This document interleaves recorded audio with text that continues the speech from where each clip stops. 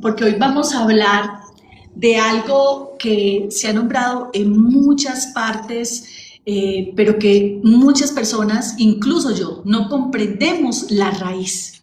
Y eso tiene que ver con el TDAH y también con el TOC, porque muchas veces aquí en nuestro país, en Colombia, nos hemos acostumbrado a etiquetar a todo y a todos. Al que se mueve mucho le decimos cansón, al que está cuadriculado le decimos obsesivo y hasta le decimos compulsivo. Y es más, ya muchas veces cuando vemos a alguien que está organizando muchas cosas, les dice, se le metió el TOC. Yo creo que han escuchado por ahí. Y también mucho con esto de las redes sociales, parece que todos tenemos algún diagnóstico de algo. Pero ¿qué pasa cuando esa distracción o todo eso que está como moviéndose puede ser de pronto un motor de creatividad que no hemos sabido explorar? O cuando ese orden obsesivo es una búsqueda de seguridad en un país que a veces se ha sentido que podemos hablar de eso, de neurodiversidad, como una infraestructura para el bienestar. Y para eso tenemos aquí al doctor Orlando Carreño. Él es experto. Cuando estaba leyendo su hoja de vida, usted es experto en muchas cosas, Orlando. Orlando es neurólogo, es pediatra, es experto en movimientos, entre comillas, anormales, nutrición, bienestar. Bueno, tienen demasiadas cosas grandísimas y es un honor para nosotros tenerlo acá. Pero además me pareció algo tan interesante, que además es emprendedor y toca algo que a mí me ha tocado mucho como periodista y es el tema del capitalismo consciente. Entonces, eso me llamó mucho la atención, doctor Orlando. Muchísimas gracias por estar aquí con nosotros, porque hoy vamos a hacer un intento de mirar sobre esos mitos que hay en Colombia sobre el VIH y sobre el TOC. Pero primero quisiera que usted nos definiera esas dos terminologías, por favor. Gracias, bienvenido. Liliana, muchísimas gracias por la invitación. Primero, pues, un saludo. Gracias por la presentación. Creo que parte de lo que mencionaste es el resultado de eh, muchos años de recorrido de un TDAH parcialmente manejado y que poco a poco en la vida me he ido como ubicando y adaptando.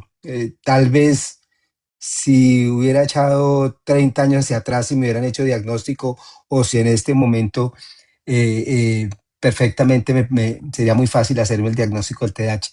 Y, y como tú lo acabas de mencionar, pues sí he hecho muchas cosas. Afortunadamente, yo puedo decir que he tenido la fortuna de ser una persona con TDAH que ha hecho lo que más le ha gustado en la vida. Y ahorita vamos a ver las diferencias de lo que puede ser la neurodiversidad en los diferentes contextos. Eh, y pues eso me ha permitido pues acumular una cierta capacidad de conocimiento y de experiencia. Y también me he metido en todos estos temas que tú dices del emprendimiento, que es muy frecuente en las personas con esta característica neurodiversa del TDAH. Y ya vamos a ir mirando porque tampoco la idea es romantizar todo y no mostrar una realidad que es importante porque también vamos a hablar de dos situaciones o dos condiciones que son un problema de salud mental y a muchas personas les generan muchísimo disconfort, muchísima alteración en su calidad de vida. Y pues la idea es que lo entendamos, sepamos enfrentarlo, sepamos diagnosticarlo, sepamos diferenciar qué es lo uno de lo otro y podamos ayudarles a tener una mejor calidad de vida. Ambas condiciones, pues digamos que el trastorno de déficit de atención con hiperactividad es muchísimo más frecuente que el trastorno obsesivo compulsivo, que ambas son condiciones como tal o pueden ser síntomas o parte de otras alteraciones o otras características mayores. Por ejemplo, una persona con trastorno de déficit de atención con hiperactividad puede tener comorbilidad con epilepsia, por ejemplo, o ese déficit de atención puede ser parte de un trastorno del espectro autista como una de sus características, lo mismo el trastorno obsesivo compulsivo. Entonces, básicamente lo que... Doctor, parece que nos Dime. está apareciendo aquí una situación Voy a ver qué va a pasar cuando le dé a esto clic. Ojalá que todo siga bien. Eh, Parece que hay alguna situación acá con el live, pero no sabemos qué es. El caso es que continuemos hasta donde no sea posible. Sigamos, pero quiero contarle que hay alguna situación por si de pronto se apaga, no haya como ninguna problema. ¿Listo? Sí, ok, tú me dices, entonces continuamos. Listo. Sigamos como íbamos. Gracias. Bueno, básicamente entonces estamos hablando de características del desarrollo o alteraciones, vamos a decirlo claramente. Son alteraciones del neurodesarrollo. Pero cuando yo digo tengo alteración del neurodesarrollo, yo tengo algunas características positivas y otras que son negativas que pueden definirme pues mucho de mi calidad de vida dependiendo cómo lo maneje. ¿Sí? Voy a poner los dos. Voy a terminar la definición y luego ponemos ejemplos. El trastorno de déficit de atención con hiperactividad es una característica del desarrollo cerebral. Esto no es que el niño es muy inquieto o que es muy distraído. No, es una característica del desarrollo cerebral en donde un área específica del cerebro que se llama la región prefrontal. Oh, quedamos pausados.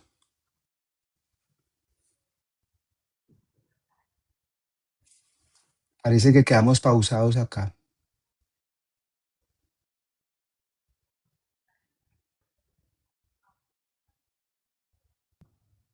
Listo, ahora sí, estamos acá. Sí, quedamos pausados un momento. Bueno, Parece que la región aquí qué trastorno hay. ¿Hay alguno en el TikTok? puede Vamos a haberlo. tener que hacerle. La región Ujú. prefrontal del cerebro en el proceso de desarrollo y de maduración eh, tiene una cantidad de circuitos eléctricos y químicos que son los que se encargan de activar estas zonas y esa región prefrontal es la que permite, es como mi semáforo en rojo, es la que permite centrar atención y sostener atención, me permite pensar antes de actuar, planear, me permite medir riesgos, medir consecuencias, analizar situaciones. Y esta es una de las características principales, características clínicas, digámoslo así, de la persona, del niño que tiene TDAH o del adulto que lo tiene, porque entonces se caracteriza en su diario vivir por periodos cortos de concentración, distracción permanente, dificultad para realizar una actividad que sea compleja, porque no puede tener una adecuada planeación. Entonces, yo siempre pongo el ejemplo, voy desde mi casa, salgo, voy hasta Santa Fe, entro, voy a pagar la tarjeta de crédito, entro, saco dinero de la vivienda, paso al frente al BBVA, pago la tarjeta y me devuelvo. Eso es lo que yo normalmente planeo. Y Ujú. resulta que ingreso a Santa Fe, me encuentro con un amigo, hace rato no nos vemos, vamos a tomarnos un café, nos sentamos 15 minutos a hablar en Dunkin' Donuts, nos despedimos, me paro, pago el parqueadero y salgo para la casa. Esa es una característica clínica muy frecuente de la persona con Ujú. déficit de atención. Y yo puedo tener déficit de atención con hiperactividad o sin hiperactividad. Los varones tienen más hiperactividad, las mujeres o las niñas tienen más inatención. Y puedo tener una combinación variable, porque esto es una característica que tiene una expresión muy variable. Yo puedo tener un déficit de atención leve y ser el distraído del curso, pero rindo, pero me va muy bien, en algunas cosas mejor y en otras cosas me va peor, en las que tengo mucha motivación, me gustan, pues obviamente me concentro más fácil y en otras fácilmente me desconcentro. Tengo una déficit de atención de un impacto moderado o lo tengo de severo. Generalmente el moderado o el severo pues tienen afección de su calidad de vida muy notoria, bajo rendimiento escolar, muchos problemas a nivel social, a nivel comportamental, en la casa, en el fútbol o en el baile o en artes o en cuantas actividades pueda tener yo, dependiendo mi edad, pues voy a tener un impacto muy importante en mi calidad de vida.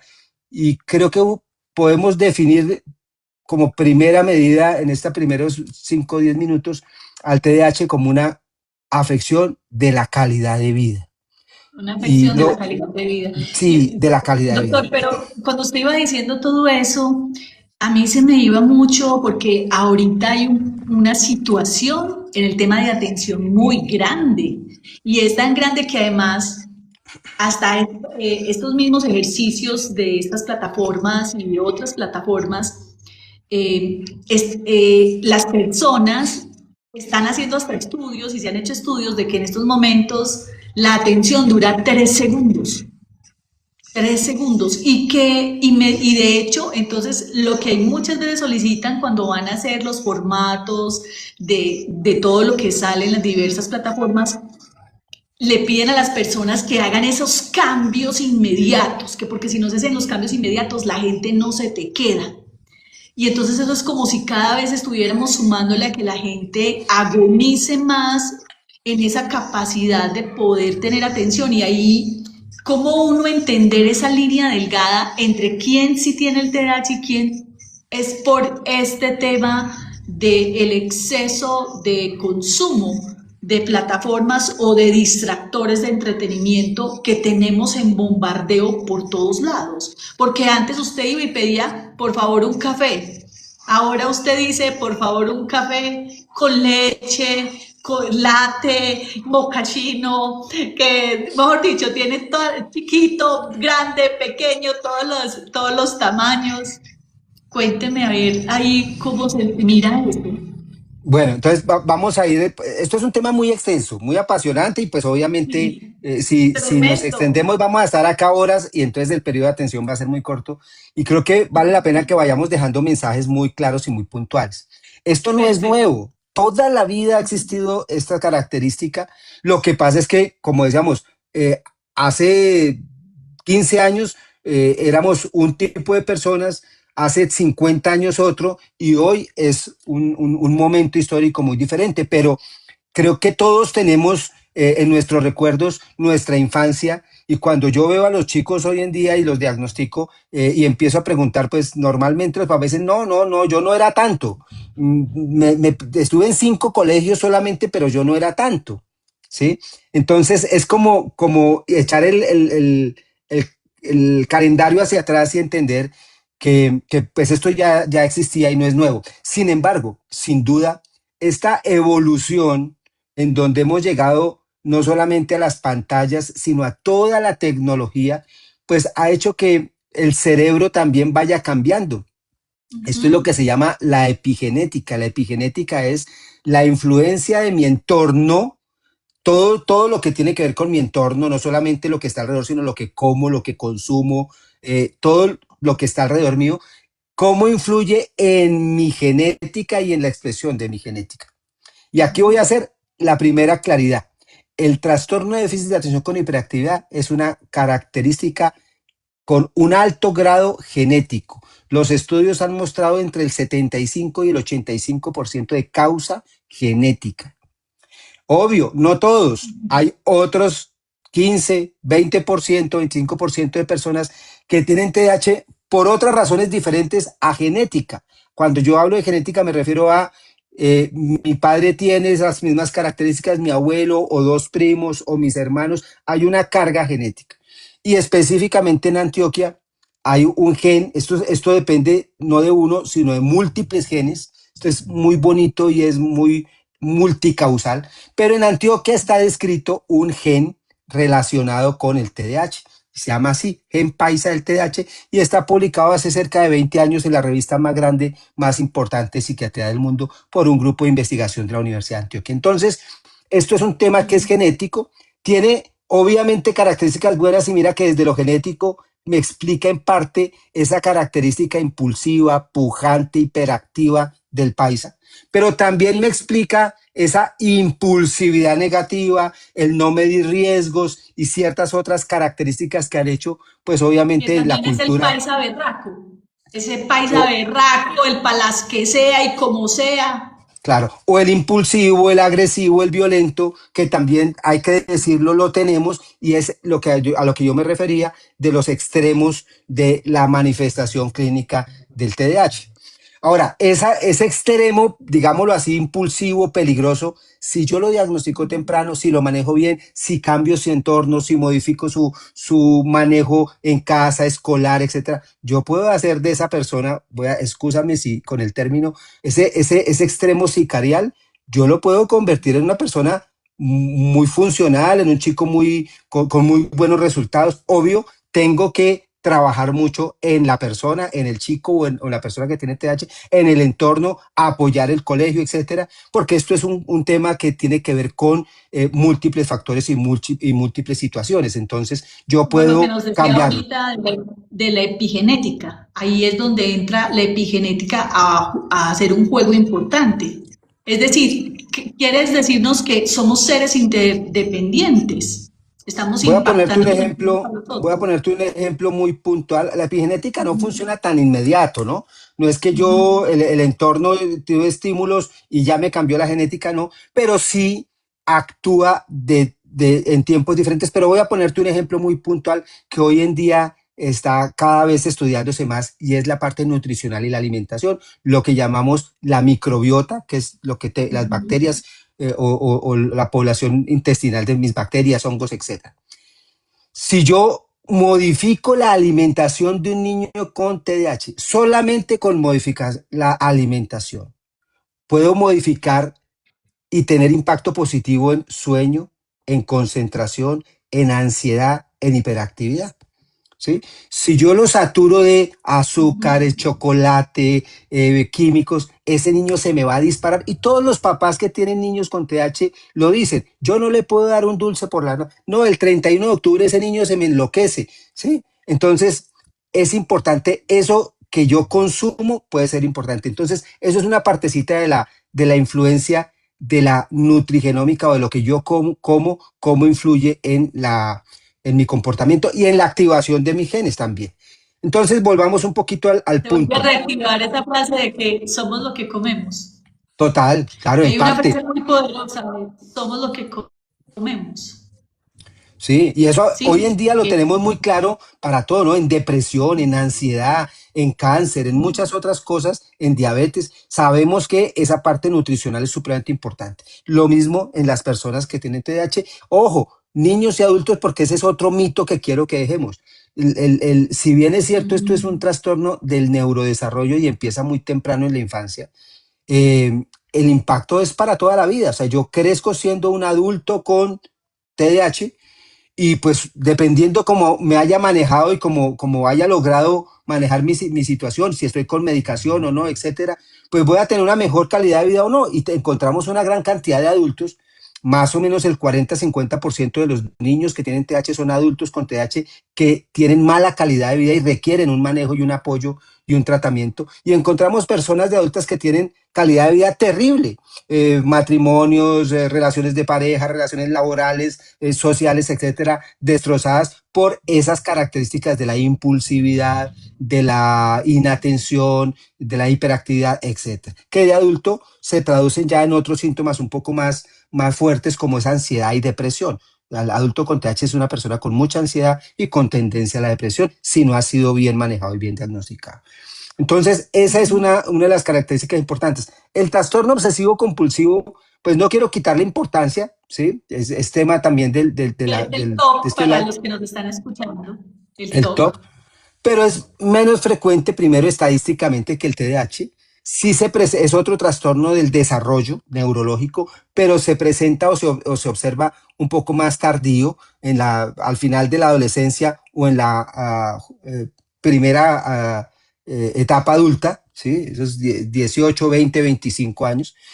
Y pues más allá de que sean personas muy rigurosas, muy organizadas, porque es que dicen, no, es que usted es muy organizado, usted tiene un TOC. No, cuando la persona tiene un trastorno obsesivo compulsivo, un TOC, eso le genera muchísimo disconfort, muchísima malestar, esas obsesiones, esos pensamientos repetitivos, esos pensamientos de persecución o pensamientos de tener que realizar una misma actividad varias veces pensando en que no le quedó bien hecha o no la realizó, eso les genera muchísimo disconfort, mucho malestar. Y esa es la gran diferencia, digámoslo así, de una condición anormal, por ponerlo de una palabra, y una Ujú. característica de comportamiento. Yo soy organizado, me gusta tener las camisas en una forma, pero pues si me las colocan un poquito diferente, eso no me genera ninguna molestia. A la persona con el trastorno obsesivo compulsivo sí. Si la camisa está colgada en el gancho que no es, eso perfectamente puede acabarle el día. Entonces, esa es una de las Ujú. características, digamos, que diferencia el síntoma del trastorno obsesivo de una persona que es organizada y eso no le genera pues mayor disconfort ni a él ni a las personas que están alrededor. Igual también hay una variabilidad. Hay personas con trastorno obsesivo compulsivos leves y hay otros con trastorno obsesivo compulsivo severos que pues eso les genera una alteración en la calidad de vida total, en todo su ambiente, relaciones personales, interpersonales, etcétera. Entonces, son condiciones que desafortunadamente, Liliana, como yo, entre comillas, no me muero de eso. Entonces, no les damos la importancia que tienen, lo trivializamos con mucha frecuencia, sobre todo en la infancia, y tendemos a mm, maltratar a las personas que tienen esas condiciones Etiquetarla. Y y a creemos que no maltratarlo. pueden salir de ahí. Claro, y a maltratarlas. Y creemos que esas personas no pueden salir de ahí y podemos ver que pueden tener una vida con una buena calidad de vida, empezando primero con revisar su alimentación, Y no solamente revisarse que esa no, alimentación, en su entorno. claro, y no solamente Hola. que no pueden salir de ahí, ¿sí ahí? Sino que el chico no quiere, es que él no quiere hacer la tarea, es que él no quiere concentrarse, es que él no quiere quedarse quieto. Y pues muchas veces el chico lo dice, yo sí quiero, yo lo intento, pero no puedo, ¿sí? Entonces es entender muy bien que yo puedo ser hiperactivo como una característica y no tener ninguna alteración en mi funcionalidad. Soy hiperactivo, hago 5 cosas al tiempo, puedo jugar fútbol, puedo estudiar, rindo en el colegio, rindo en el fútbol, rindo no sé qué, ¿sí? O sea, y soy hiperactivo. O soy hiperactivo y no rindo en nada. Ese chico tiene una dificultad, tiene un trastorno de hiperactividad que necesita un apoyo, un diagnóstico y un apoyo adecuado, porque no es que no quiera, es que no puede, ¿sí? Entonces, y Pues, es entenderlo. sí, y es entenderlo, sí, cuéntenos, termine. No, es entenderlo y entender que se requiere un tratamiento, no solamente medicación, ahorita hablamos de eso, sino un cambio en mis paradigmas y un cambio en todo lo que me rodea, unas adecuaciones en mi colegio. Mira, voy a ponerte un ejemplo muy claro, muy frecuente de la Ajá. persona con déficit de atención con hiperactividad. Tienen pensamiento muy abstracto. Entonces, el estudiante o la persona con TDAH eh, no te escribe una tarea o un trabajo de 2 hojas, no, te Es lo resumen, concreto. es muy concreto, te lo resume en tres renglones, ¿sí? Tiene memoria fotográfica, entonces, cuando el profesor le pone un problema matemático, es muy frecuente que el chico con estas características le dé la respuesta. No, pero hágame el proceso. No, pero ¿para qué? O sea, no, para la persona con TH eso no tiene sentido. Hacer todo ese proceso si ya le di la respuesta. Entonces necesitamos que los docentes entiendan, como decía un docente español, yo enseño como el cerebro del niño aprende. Yo no espero que él aprenda como yo enseño. Y esa es la parte, y ya no solamente en TDAH, en todo lo que tiene que ver con diversidad, pero el TDAH es un porcentaje tan alto que los docentes tienen la obligación de saber qué es, conocerlo, manejarlo. Yo les digo que los profesores deberían saber mínimo las 3 principales causas de fallas en el aprendizaje de un niño. Y entre esas está el TDAH. Entonces, es increíble que es muy frecuente que no lo sepa. Entonces, y no es pecado. El pecado es no aprenderlo y no entender que necesito cambiar mi manera de enseñar a un chico que tiene estas características neurodiversas. Que es un Si desafío bien logramos grande también enganchar, para los docentes. O sea, ahorita hay muchos docentes que tienen esos desafíos en el sentido de que tenemos en las aulas hasta más de 40 niños en algunos casos, y todos estos niños con tantas diversidades y tantos mundos, es decir, porque tantos cerebros son tantos mundos, existen tantos mundos como cerebros, porque cada persona es un mundo diferente. Entonces ahí también hay como un reto gigante a nuestras formas de educación, ¿cierto? A nuestras metodologías. Es un Total, reto mira, importante. mira que la deserción universitaria en nuestro medio es entre el 35 y 40%. En Europa es del 20%, 25%. O sea, la deserción universitaria hay que ponerle cuidado y hay que poner atención el por qué. Yo siempre digo, ¿y por qué? ¿Por qué desertan tantos? Entonces, mucho de eso es esto que estamos hablando.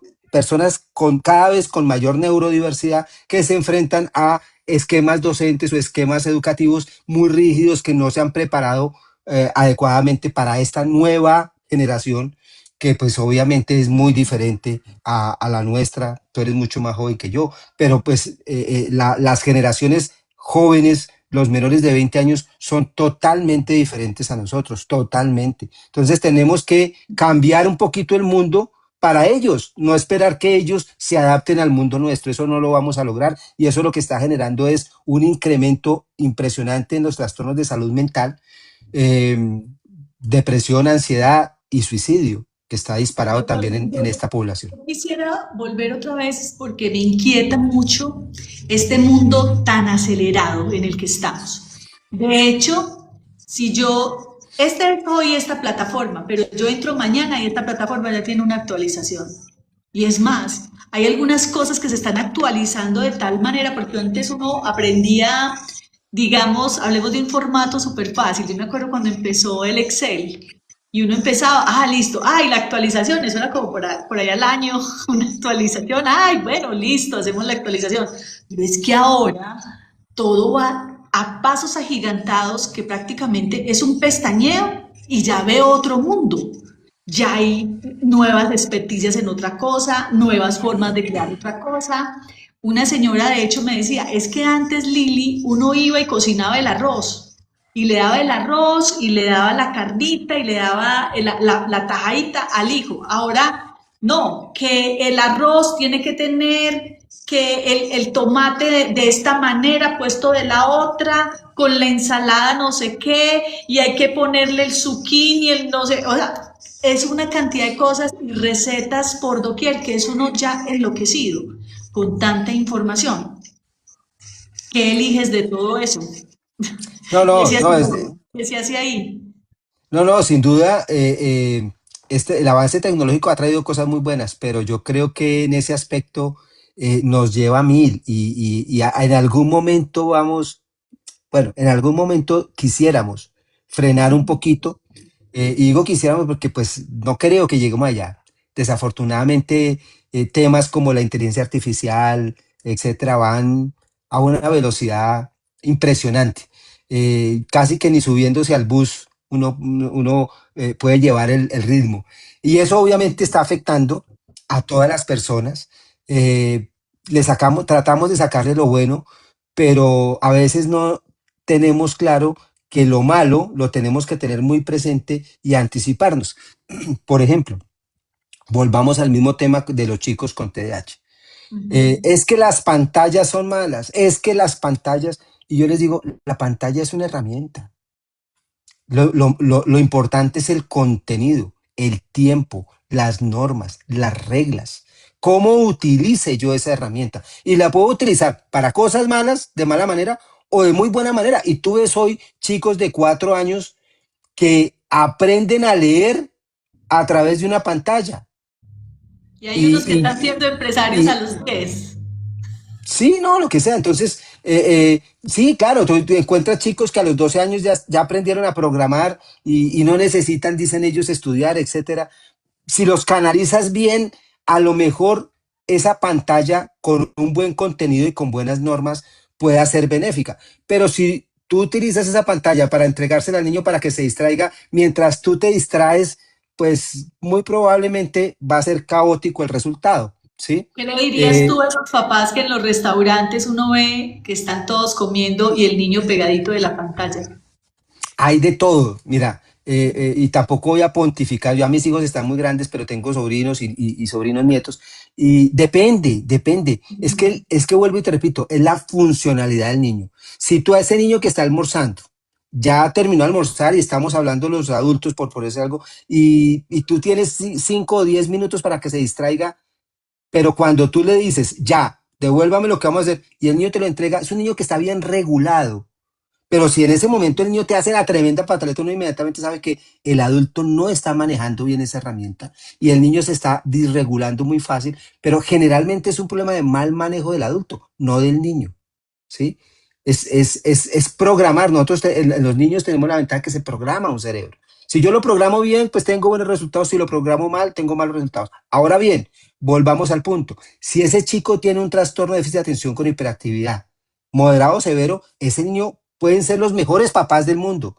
La mejor pedagogía que tengan, ese chico tiene una dificultad y lo vamos a notar y es donde se ve ese caso. Los papás son muy buenos para la crianza, pero el chico se salió de las manos. Ahí hacemos un diagnóstico y empezamos a ayudar y apoyar de muchas maneras, pero es un niño que necesita un apoyo y necesita un trabajo para que logre mejorar su concentración, su impulsividad y todas estas características que hablamos. Entonces, es muy relativo y todo va en cómo estoy viendo que está evolucionando y se está desarrollando ese chico. Hay chicos muy bien regulados que utilizan pantallas y hay chicos que no vamos a decir que las pantallas son las culpables, se enredan sin pantalla y con la pantalla peor, se disparan. Ojo, papás, también con el contenido, porque si yo al chico le pongo un contenido que es didáctico, que me ayuda al desarrollo cerebral, pues va a ser positivo, pero si yo le pongo un contenido de mucha violencia, de mucha hiperactividad, videos que son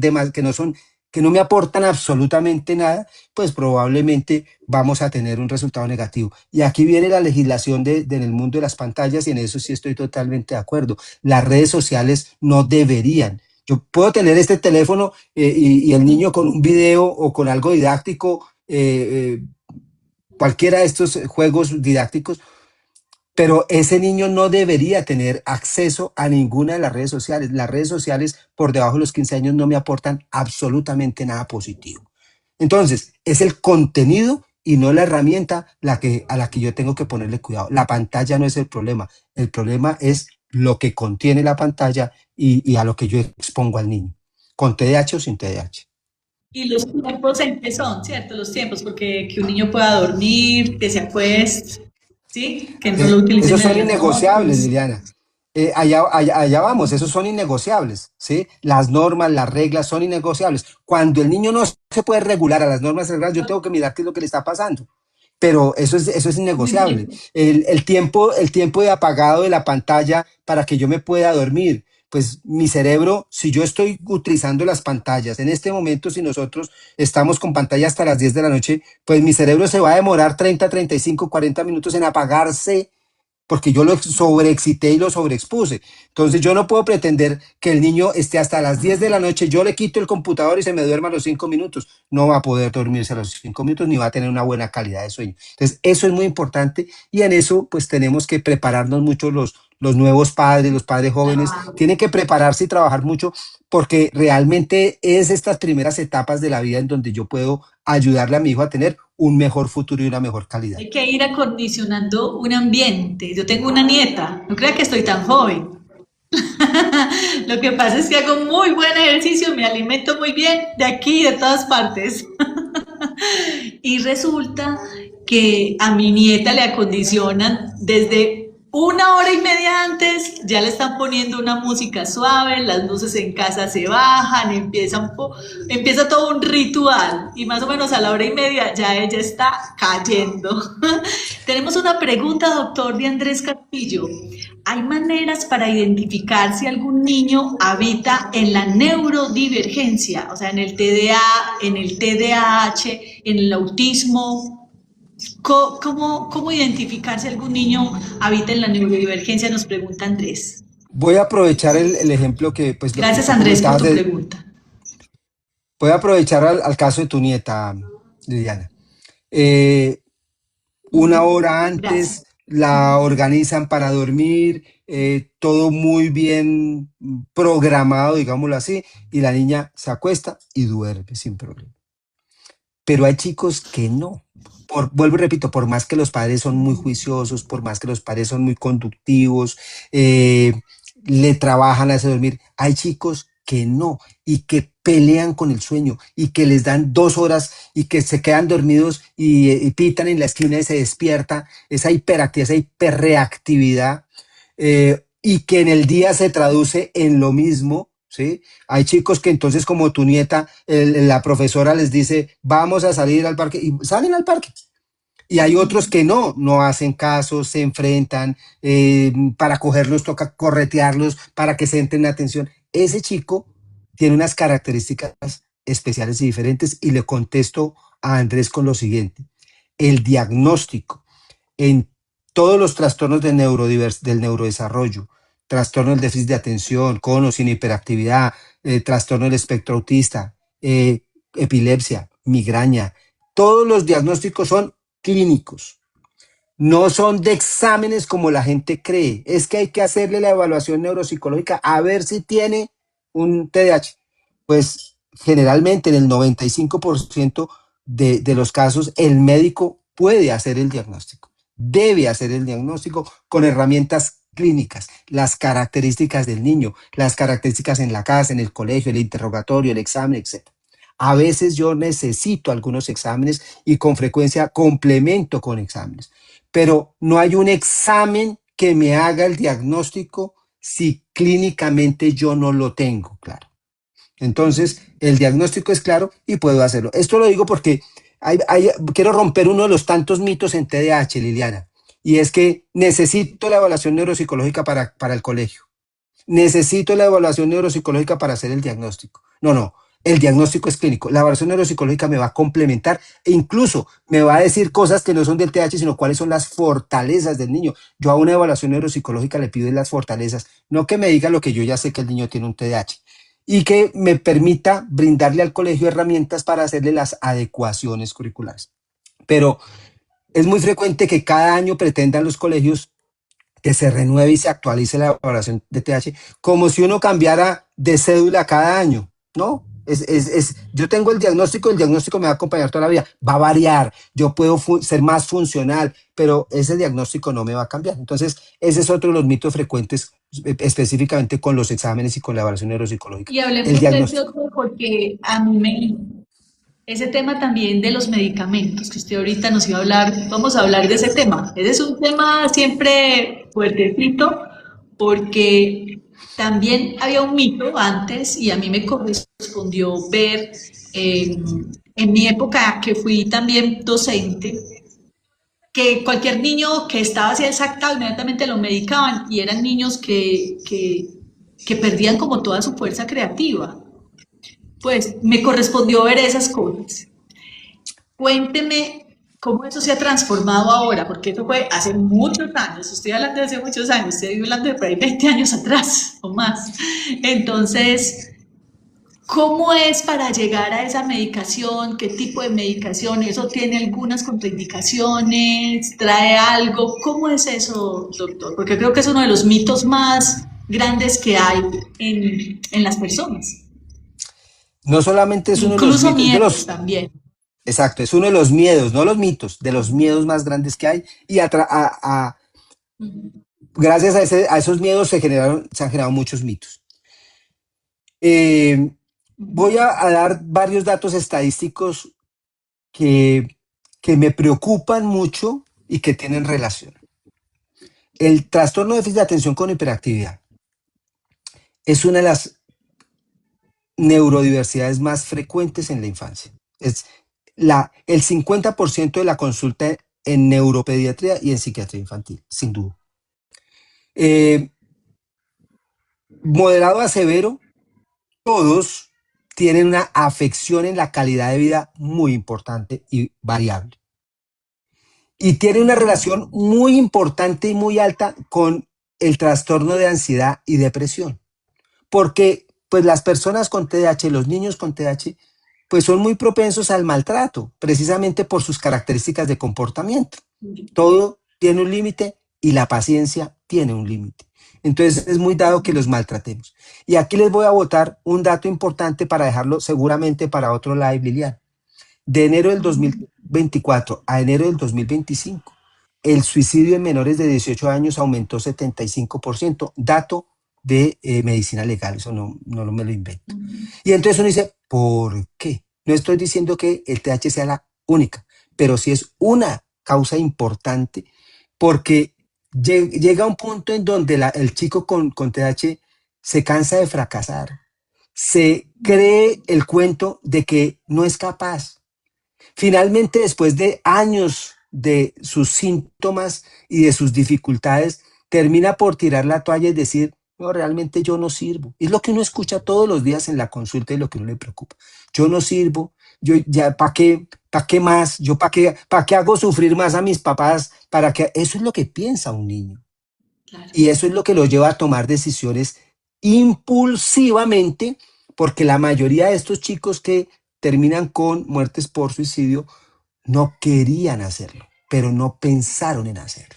Es el típico caso de la noticia que dicen, y le quitaron el celular y se tiró al metro por la impulsividad. Entonces, ante esta situación, y quiero hacer el énfasis muy claro de el moderado a severo, la pregunta es, ¿tiene la medicación una utilidad? Y resulta que los datos científicos, y TDAH lo conocemos hace muchos años, y tal vez es de las condiciones más estudiadas hoy en día en neurología pediátrica,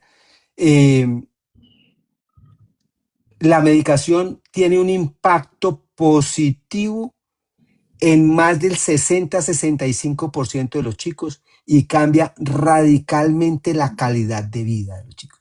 Razón por la cual uno se pregunta, ¿cuándo empieza uno el tratamiento? Lo más antes posible, que ya haya una afección clara en su calidad de vida. Porque entre más tiempo esperes, más pérdida en la calidad de vida tiene ese niño y más vamos entrando en situaciones de maltrato por parte de todo el mundo. ¿Tú te imaginas lo que es a los 7, 8 años que no te inviten a las fiestas de cumpleaños porque tú eres precisamente el que tiene esa característica? Entonces, socialmente me empiezan a apartar, en el deporte me empiezan a apartar, en la casa, pues obviamente el castigo permanente, en el colegio el castigo permanente. Entonces, yo sí quiero dejar ese mensaje de pérdida de miedo y de mitos. Y mira, Nosotros tenemos... mira qué tan importante, por ejemplo, si todas estas personas, porque yo creo que aquí también hay un llamado a nosotros como sociedad, porque hay un llamado a que logremos tener más atención y más paciencia con respecto a eso que está sucediendo alrededor, porque no estamos teniendo como esa capacidad de contención y de escucha y, y yo creo que ahorita eso se está volviendo más fuerte, es también por lo mismo que estábamos hablando ahorita de tantas formas de entretenimiento, de tanto acelere, de tanto caos que no nos permite estar deteniéndonos ni siquiera ni a mirarnos a nosotros mismos ni a mirar el que tenemos ahí cerquita. Entonces hay varias cosas que juegan ahí mucho. Eso que nos estás dando de la medicación, pero también la alimentación y ese entorno cuidador. Total, mira, es ¿Cómo que ayudar también para que esas personas tengan como ese cuidador, tenga la temperatura de no descuidarse y no parar esa capacidad de paciencia que está exigiéndole esta situación? mira que Andrés que nos hizo una pregunta hace un rato, utilizó dos términos que me Y aquí dejaron nos está pensando y me haciendo gustaron. otra, dice, inclusive, dice, sí, ahorita le decimos, ahorita Andrés vamos a leer lo que acabaste de decir. Sigue, doctor. Eh, el niño que habita en la neurodivergencia. O sea, es que, como dicen los abuelos, la procesión va por dentro, ¿sí? Entonces, es ese niño, esa persona, adolescente o adulto, que está sufriendo las características del TH, es el que sabe realmente qué tanto está sufriendo. Entonces, somos muy dados, sobre todo en los niños, a minimizar. Entonces, lo envían del colegio porque por tercera vez va repitiendo tercero y en este momento va perdiendo 8 materias. Entonces, tú hablas de medicación y en el colegio dicen, uy, pero no es para tanto. ¿Cómo así? ¿Cómo así que no es para tanto? Tres repitencias y usted, ¿sí? O sea, minimizamos eso porque le tenemos mucho miedo a la medicación. Por un lado. Por otro lado, ojo, la medicación no es el todo. Tiene un impacto positivo definido y clarísimo, pero no es la única herramienta. Yo tengo que utilizar mi apoyo en psicología, terapia cognitivo-conductual, no solamente para el niño, sino para la familia, para darle a esos padres herramientas de cómo manejar al chico. Vuelvo y repito, es que la tolerancia tiene un límite. Al chico darle herramientas para que vaya madurando su región prefrontal y aprenda a autorregularse, aprenda a pensar antes de actuar, es entrenar ese cerebro y es importante. La medicación me ayuda, no es todo. Y por último, quiero cerrar con el tema de la medicación para la pregunta de Andrés. La medicación es como todo, y cuando hablo de la medicación es que hay varias alternativas de medicación, la que escoja el profesional. Pero es como todo. O sea, yo soy de los que, pues, o hay personas que se emborrachan con una copita de aguardiente y otros se toman una botella, ¿sí? Entonces, la persona que consume la medicación depende también del individuo y de la persona. Hay personas que con dosis bajas, perfecto, otros necesitan unas dosis un poquito mayores. Nosotros, los especialistas, pues normalmente empezamos con dosis baja y vamos ajustando la dosis. Si yo a ti te empiezo media botella de aguardiente de una vez, pues al otro, por la tarde o al otro día tú estás dormida, vomitando, mal, y pues simplemente dices, el aguardiente es malo. ¿Sí? Aquí específicamente el aguardiente es malo, pero específicamente la medicación. Entonces la medicación es mala. No, no, la empecé mal. O simplemente este chico no tolera adecuadamente la medicación. ¿Qué hago? La suspendo. Primero, y cierro finalmente con lo que tocaba, dijiste hace un rato. La medicación no me tiene que cambiar la esencia del chico. Eso es un error gravísimo. Lo que pasa es que cuando vivimos al pie de un volcán, estamos acostumbrados a que el volcán ruja todo el tiempo. Y el día que el volcán no ruge, nos preocupamos y dijimos, este volcán se dañó. Entonces, ojo con entender cómo es sincronizar ese cerebro. Y entonces, cuando el niño baja, la ansiedad está más tranquilo, comete menos errores, es menos impulsivo, me interrumpe menos veces en la conversación. Yo tengo que analizar qué quiero para ese niño y entender que obviamente es un niño que cambió algunas de sus características. Pero si yo digo, vamos a jugar, sal al parque, ese niño tiene que disfrutar el parque, tiene que disfrutar el juego, entonces no tiene por qué cambiar la esencia, que eso es un mito y es algo que con mucha frecuencia uno escucha en los padres, es que yo no quiero que me lo cambie, no quiero que me cambie la esencia. Ojo, la calidad de vida en la balanza y los O buenos sea, es resultados. entender que es llegar a un estado de mayor equilibrio, porque lo que se hace con la medicación es lograr más equilibrio. Entonces, claro, ya no va a ver al niño correteando todo el rato y es donde piensan, pero precisamente para eso fue que lo llevaron, porque ya estaba corriendo demasiado. Total. Entonces viene el apoyo de psicología para empezar a apoyarnos y entender un poquito la situación. Bueno, así es. Aquí tenemos dos, Elena es una docente, aquí nos está diciendo, yo tengo 4 estudiantes con TDAH en el aula y 2 autistas. Son 30 estudiantes de lo que hablábamos prácticamente como al inicio de estos retos que hay. Y ella dice que necesita estrategias porque a diario es muy complicado, además porque no miden consecuencias. Bueno, Elena, aquí no estamos hablando del autismo, pero sí del TH y creo que podemos aprovechar aquí a este experto maravilloso para que nos toque un poquito también de ese tema. Porque imagínese juntar autismo, TDAH, pues todo, y ella tiene esta situación, qué reto tan grande. Entonces ella dice, necesito estrategias, porque mira, los profesores están también frente a unas situaciones y cómo están apoyando a los profesores, qué herramientas les están entregando. Y Bueno, lo aquí, mejor, Liliana, es que es frecuente que tengamos chicos con autismo y TDAH. Entonces, son comorbilidades que se presentan con alguna frecuencia, más o menos el 15-20% de los chicos con autismo pueden tener TDAH. Eh, y entonces, obviamente, pues claro, si yo tengo 4 y 2 en el aula, pues entiendo perfectamente, Elena, su preocupación y su desespero en lo que ella dice, no miden riesgos. ¿Sí? Y es lo que estamos hablando. Una cosa es el niño inquieto, una cosa es el niño impulsivo, al que yo controlo y calmo, como a la mayoría de los niños. Y otra cosa es el niño que se me salió completamente de las manos y tengo que casi que dedicarme a ese niño solamente para poder evitar que cometa se lastime o lastime a otro. Entonces miren cómo esas características de neurodiversidad pues tienen una fluctuación y un límite. ¿Sí? Una cosa es ser inquieto y otra cosa es no medir riesgos y estar siendo un peligro para mí y para los demás, que es lo que le debe estar pasando a Elena. Herramientas. Elena levanta la mano y pues esos chicos necesitan un apoyo, necesitan una ayuda.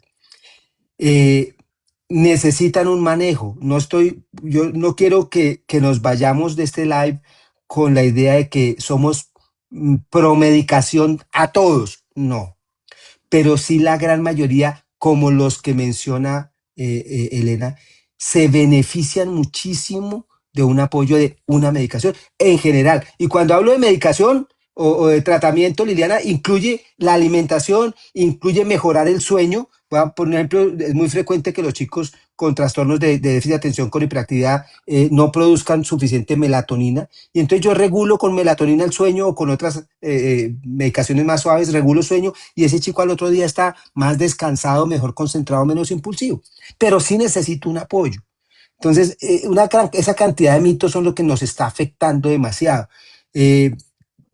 Los colegas a veces me dicen, pero es que los papás no quieren medicación y todo, la mayoría me niegan la medicación. Yo les digo, miren, la mayoría a mí no me la niegan. Tal vez porque tengo una estrategia pues que la vida me ha dado y les digo, mi hijo mayor lleva 14 años tomando medicación y la calidad de vida mejoró desde que se la empezamos y nos demoramos en empezársela porque estábamos llenos de mitos y de miedos. Claro, de Entonces, miedo. claro, cuando a uno ya alguien le escucha decir que ponerse en los zapatos pues ya la cosa cambia un poquito y empieza uno a explicar cómo funciona la medicación, qué son los neurotransmisores, cómo actúa, cómo activa el cerebro y pues finalmente si el chico no se me adapta a la medicación, se me baja demasiado, yo estoy sincronizando un cerebro, no me interesa ese carro que está acelerado, pero tampoco me interesa el que se queda apagando. Si ese chico no me responde con medicación, se quita la medicación y buscamos otra alternativa. Pero perdamos el miedo porque el beneficio puede ser muy, muy, muy importante. Bueno, doctor, a ver si vamos aquí como redondeando en este momento. Igual Andrés aquí nos decía que eso de sentirse a veces como tan desbordado, no solamente le pasa a los jóvenes, sino que dice, inclusive en los adultos pasa eso, se sienten descolocados en la sociedad porque sienten que no encajan, porque eso es mucho lo que está pasando y creo que también es un tema en el que la gente se está dejando de escuchar a sí misma por estar escuchando tanta cosa afuera que lo tiene desbordado, pero creo que aquí nos alientas a muchas cosas. Dentro de esas es que nos recuerdas que hay una microbiota a la que hay que ponerle atención y que de hecho ayer, perdón, el último live que tuvimos con la doctora Algolecía, ella nos hablaba que era un tercer corazón y un corazón bien grande y es más, nos hablaba como Nazaret Castellanos, esta tremenda neurocientífica, habla de eso también como ese cerebro grande, ¿cierto? Y tú Es lo el vuelves a segundo cerebro. nombrar. Imagínese, y lo nombras aquí también como ese cerebro. Entonces, imagínate, y tú vuelves a nombrarnos este tema, y lo estoy aquí por eso haciéndole esa fuerza, porque, ojo, gente, aquí nos están haciendo un llamado muy grande a ese cuidado de la microbiota. Y creo que vamos a tener que hacer un programa aquí bien interesante sobre ese punto, porque la salud mental está muy ligada entonces a ese tema de la microbiota, a ese Total. tema de cómo. Ujú. Liliana, mira, es lo que llamamos el eje microbiota intestino-cerebro. Pero mi intestino Ujú.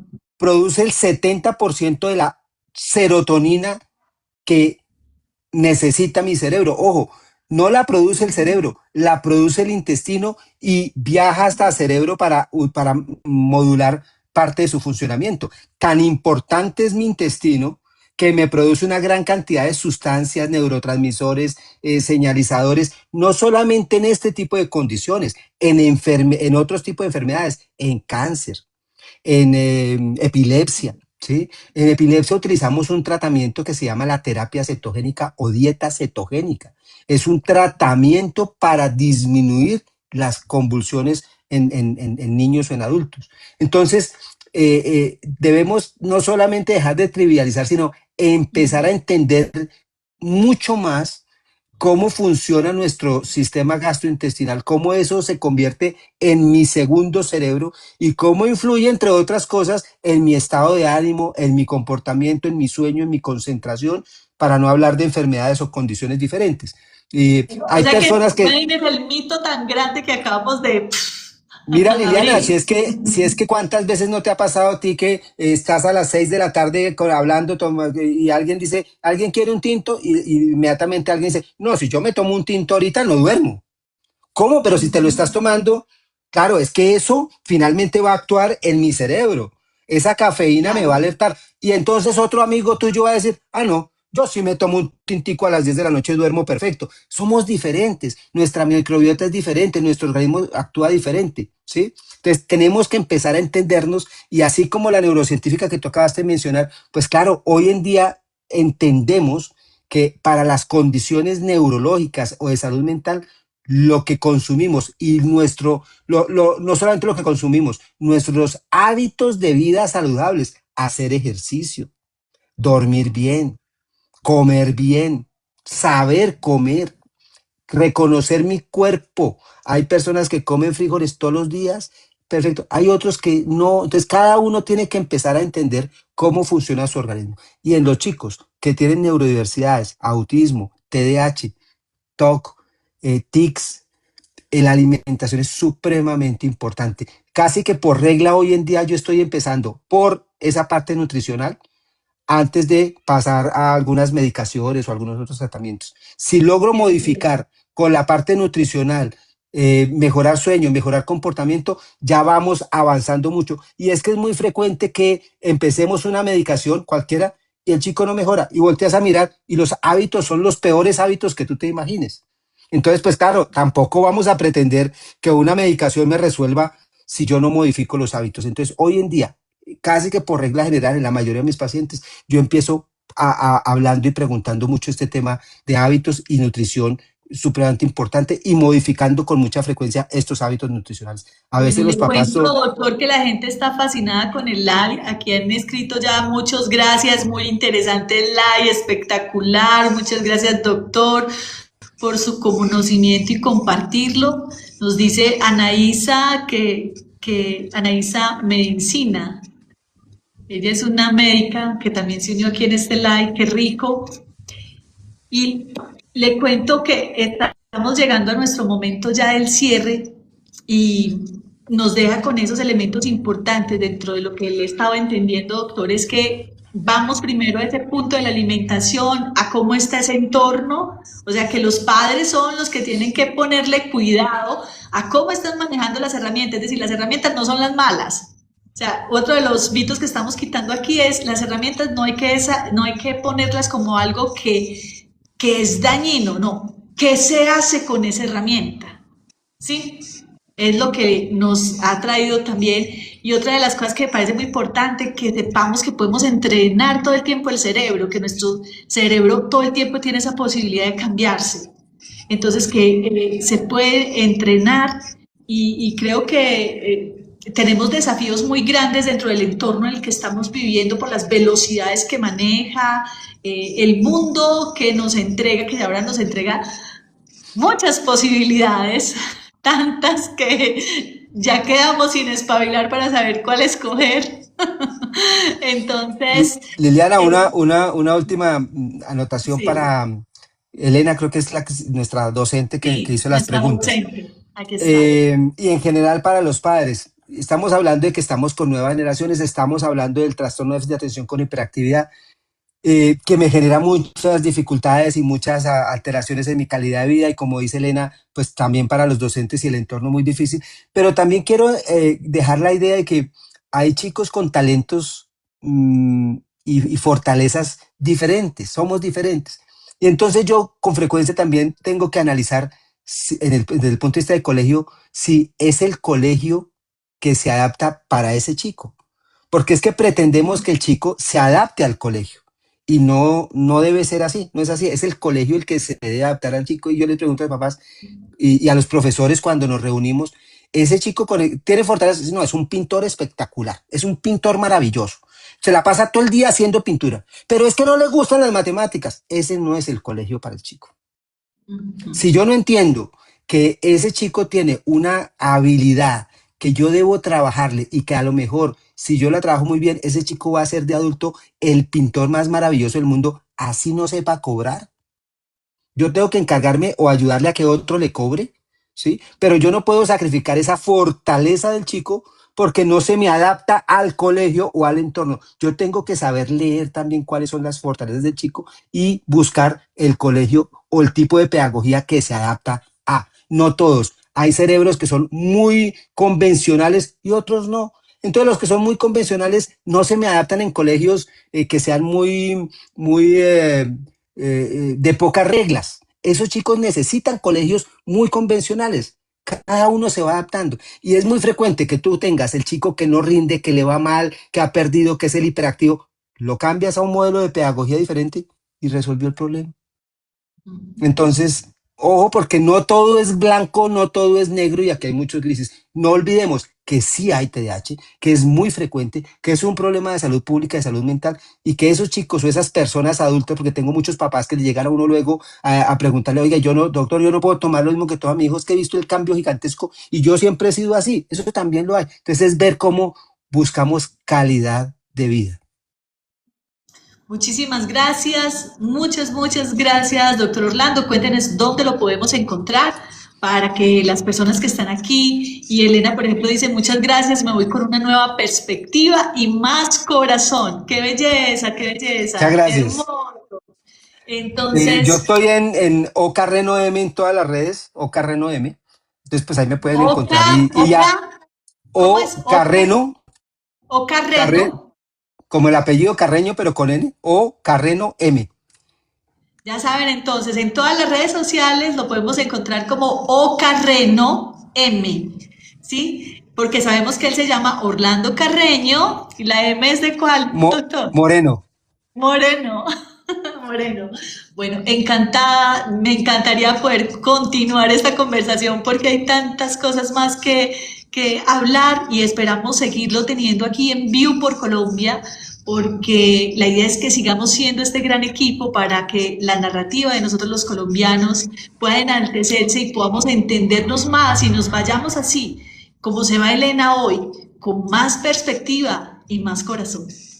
Muchísimas gracias, Liliana. Muchísimas gracias a Vivo y a Juan Pablo por haberme invitado y a ustedes muy amables y a los que nos escucharon, nos seguirán viendo. Pues ojalá hayamos aportado un poquito, un granito de arena para mejorar y ayudarle a todos, digámoslo así, con información. Ese es nuestro objetivo. Encantadísima de que haya estado con nosotros. Muchas gracias. Muchas Feliz noche gracias. para todos. Hasta luego. Gracias.